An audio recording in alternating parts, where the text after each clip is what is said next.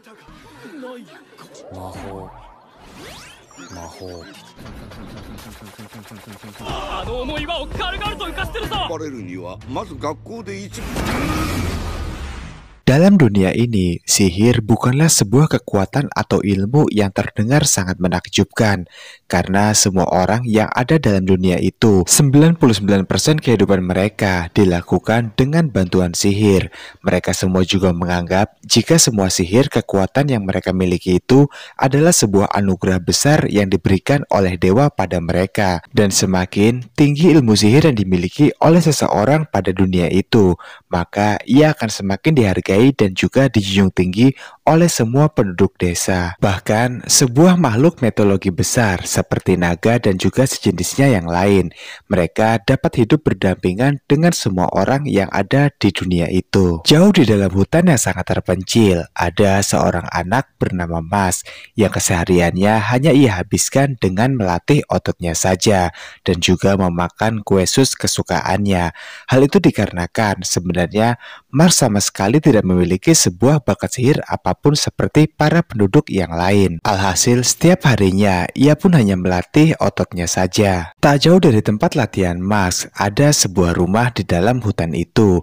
Di sana ada seorang pria tua bernama Regro. Regro adalah kakek dari Mas yang setiap harinya menyuruh Mas untuk latihan di dalam hutan. Bukan tanpa alasan, semua itu karena Regro tahu jika Mas adalah satu-satunya orang yang tidak memiliki keterampilan sihir di dunia ini.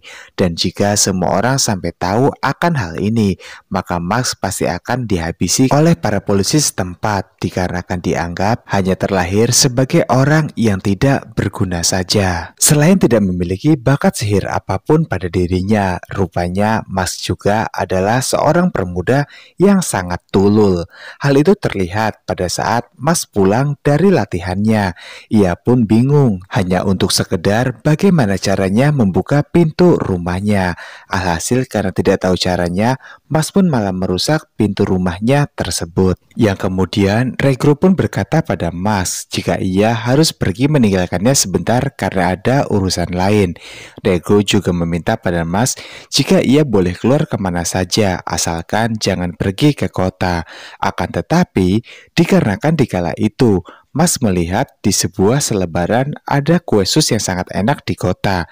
Akhirnya ia pun yang penasaran memutuskan untuk pergi ke sana tanpa menghiraukan perintah dari Regro yang bersikeras meminta Mas untuk tidak pergi ke kota. Setibanya di depan toko kue sus yang ia tuju, Mas pun langsung mengeluarkan uangnya. Tapi sayangnya karena terlalu bersemangat, uang-uang itu pun menjadi rusak oleh cengkraman Mas yang sangat kuat. Pengunjung di sana pun menjadi sangat heran dengan tingkah Mas tersebut. Mas yang merasa bersalah, ia pun mencoba untuk memperbaiki uang-uang itu menggunakan kekuatan tangannya.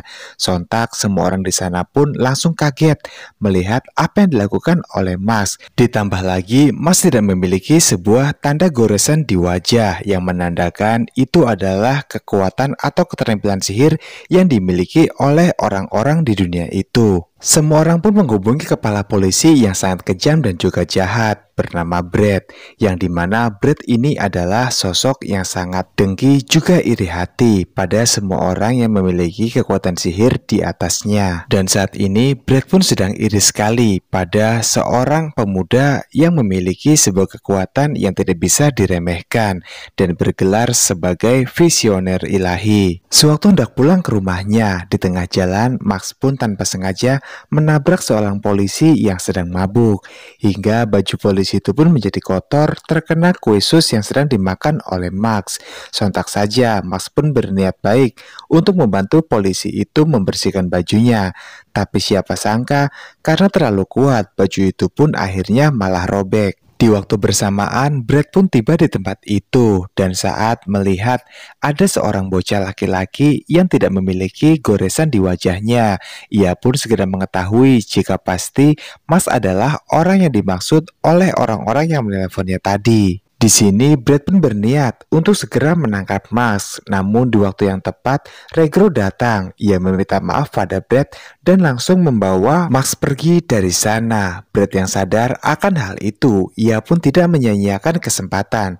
Segera Mark pun mengambil tongkat sihirnya untuk mengeluarkan burung sihir dan mengejar Max dan juga Regro. Sesampainya di rumah, Max pun dimarahi oleh Regro habis-habisan dikarenakan ia yang tidak menuruti semua perintah dari Regro. Max pun hanya meminta maaf di sini.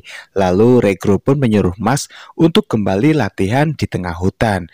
Dan setelah Max pergi, tiba-tiba saja Brad pun bersama dengan polisi tadi kini telah mengetahui keberadaan Regro dan juga Max. Di sini Brad pun meminta pada Regro untuk menyerahkan Max secara baik-baik agar tidak terjadi sebuah insiden di sana. Yang rupanya sekarang di tengah hutan, Max pun sedang latihan untuk melatih otot-ototnya sesuai arahan dari Regro. 3 jam usai berlatih, Max pun memutuskan untuk kembali pulang ke rumahnya. Yang lagi-lagi karena ketululannya itu, ia pun di sini bingung cara untuk membuka pintu. Apakah didorong atau harus menarik? Di dalam rumahnya, Regro sedang bercerita pada Brad dan juga semua polisi yang ada di sana.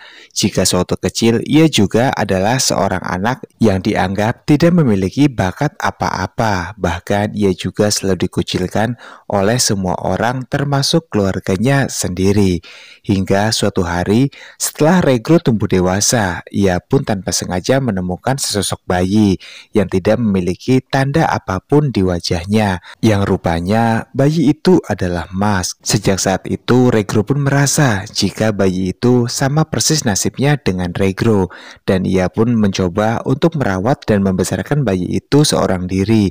Mengasingkan diri di tengah hutan itu adalah cara terbaik agar bayi ini tidak dihabisi oleh para polisi sihir seperti Brad dan juga yang lainnya. Dan dari sejak saat itu Max sebenarnya tahu jika sebenarnya ia adalah orang yang tidak memiliki bakat sihir apapun.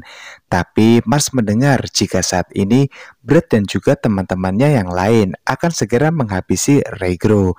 Ia pun tertinggal diam melihat ayah angkatnya akan segera dihabisi. Dengan segera Max pun langsung menghajar semua polisi yang ada di sana yang ia anggap akan menyakiti Regro. Yang kemudian Brad pun mengeluarkan tongkat sihirnya dan di sini ia pun bersiap untuk menggunakan kekuatan sihirnya menghadapi Max. Yang sayangnya setelah Brad mengeluarkan semua kekuatan sihir yang menurutnya sangat hebat, tapi semua kekuatan sihir itu bukanlah ancaman besar untuk Max. Max pun hanya menganggap semua kekuatan besar itu sebagai mainan sihir saja. Dan akhirnya ia pun kini bersiap untuk segera menghabisi Brad. Dan sebelum dihabisi oleh Max, Brad pun memberikan sebuah penawaran untuk Max karena ia tidak akan ditangkap asalkan mau mengikuti semua perintah dari Brad.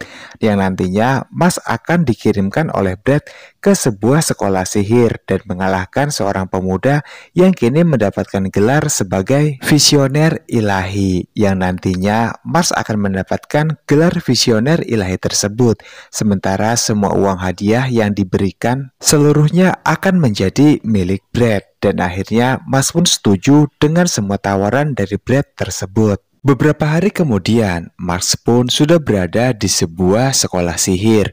Di sana rupanya banyak sekali para calon peserta baru yang mereka memiliki kekuatan sihir yang sangat hebat.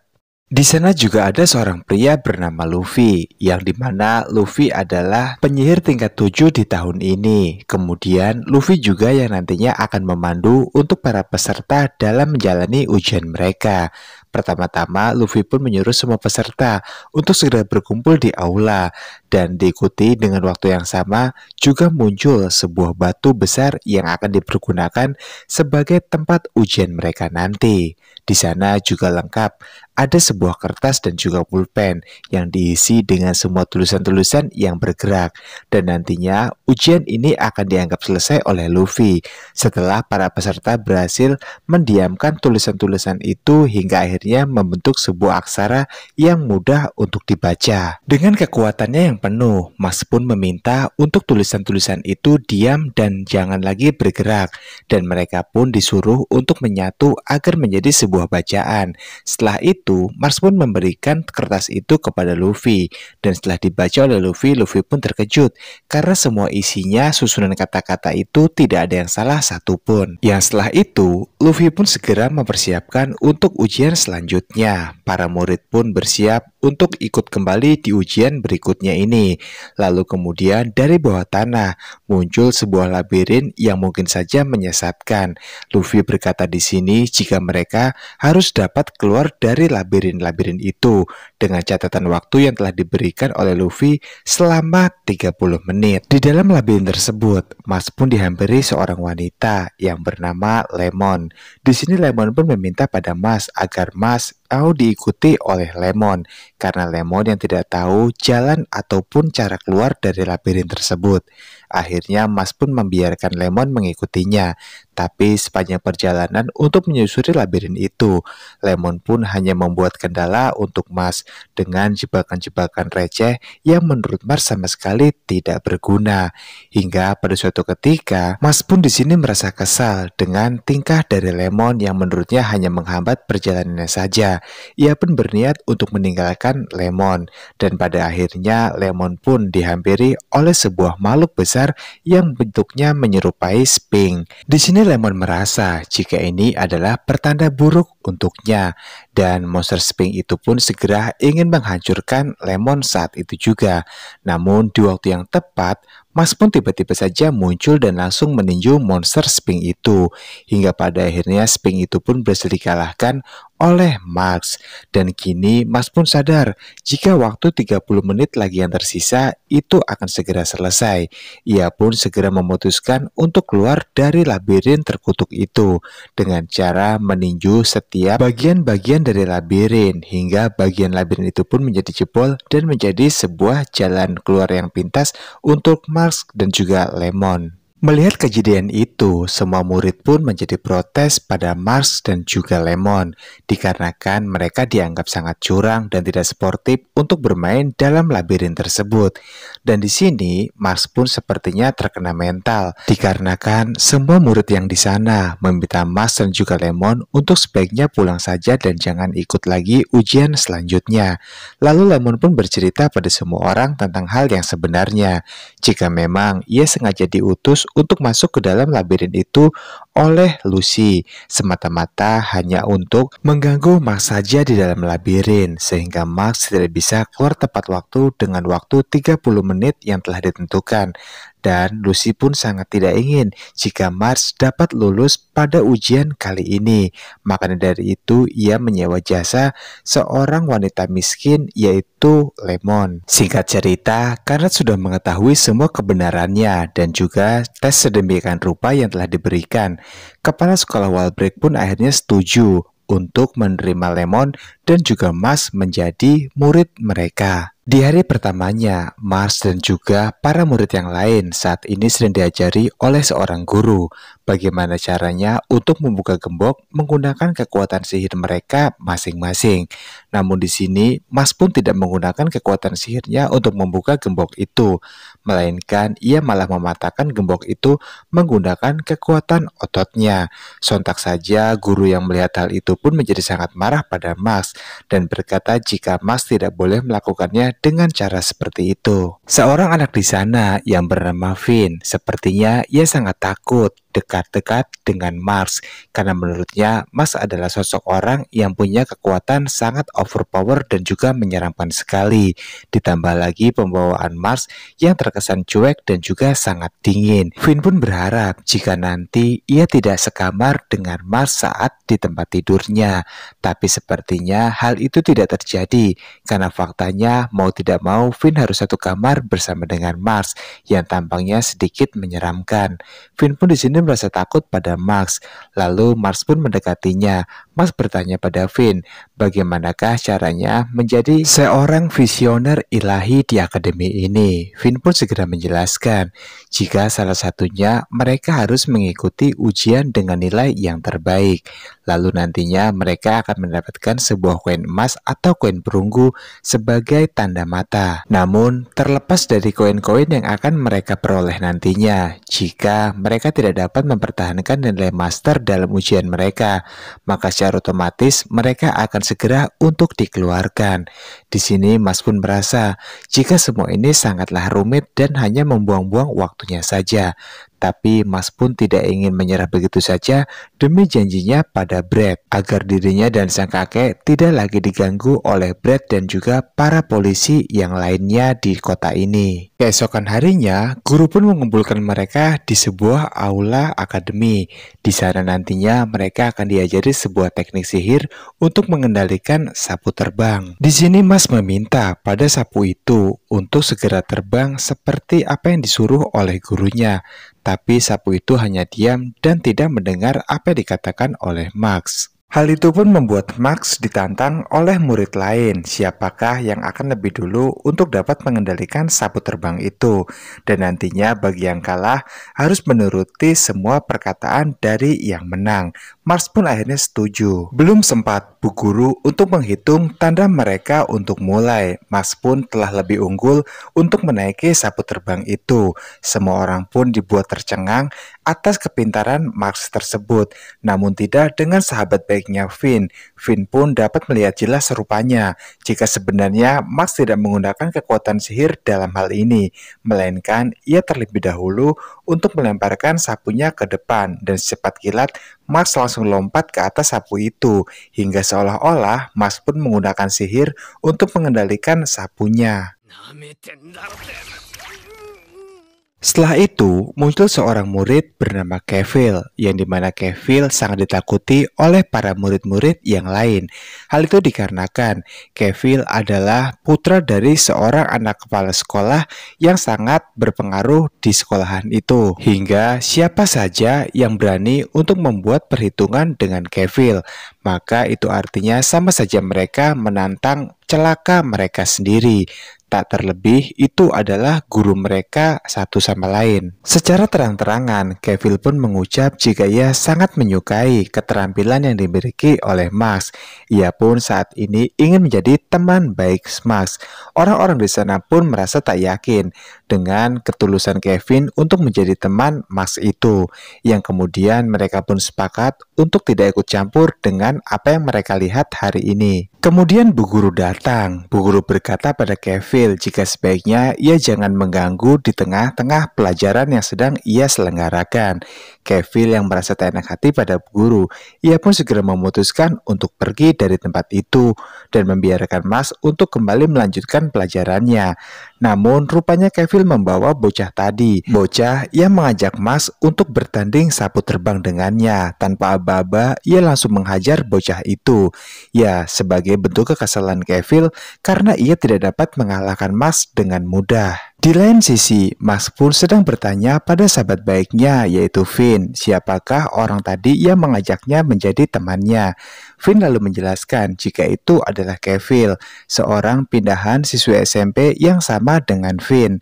Kemudian Max juga kembali bertanya, kenapa semua orang-orang takut pada Kevil? Hal itu dikira wajar oleh Finn, karena Kevil adalah putra dari anggota berpangkat tinggi di biro sihir ini, yang membuat semua orang pun berpikir dua kali untuk membuat urusan dengan Kevil. Beberapa waktu kemudian, saat Max sedang melihat bukunya yang tiba-tiba saja robek, Kevil pun langsung datang menyapanya.